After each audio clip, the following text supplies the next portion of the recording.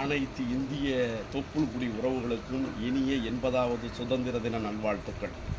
இந்த சுதந்திரம் என்பது நமக்கு சும்மா கிடைக்கவில்லை.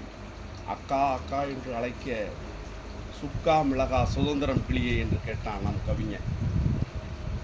தண்ணீர் விட்டோ வளர்த்தோம் சர்வேசா, இப்பயிரை கண்ணீரார் காத்தோம் என்றார்கள். இந்த இந்திய மக்களாகிய நாமெல்லாம் சுதந்திர காற்றை சுவாசிப்பதற்காக எத்தனையோ தியாகிகள் தங்களுடைய மூச்சு காற்றை கொடுத்திருக்கிறார்கள். அந்த இந்திய மூவண்ண கொடி வானொலி பட்டொலி வீசுகிறதே, அது கொடியிலே பறக்கவில்லை, பல தியாகிகளின் உயிரிலே பறக்கிறது.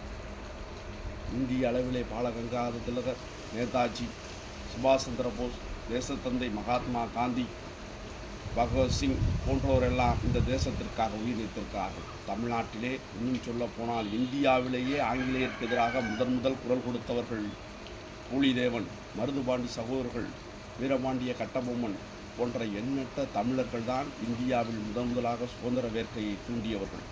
அப்படி தன் இன்னுயிரை கொடுத்து இந்த சுதந்திர காற்றை சுவாசிப்பதற்காக எத்தனையோ தியாகிகள் கொடுத்த இன்னுயிரின் புனித நாளாம் நம்முடைய சுதந்திர நாளாம் இந்த ஆகஸ்ட் 15 சுதந்திர தினத்தை அனைவரும் கொண்டாடுவோம். இந்த சுதந்திர காற்றை சுவாசிப்போம். இந்தியர்கள் அனைவரும் ஒற்றுமையாக இருப்போம். வாழ்க இந்தியா, வளர்க தமிழ்நாடு.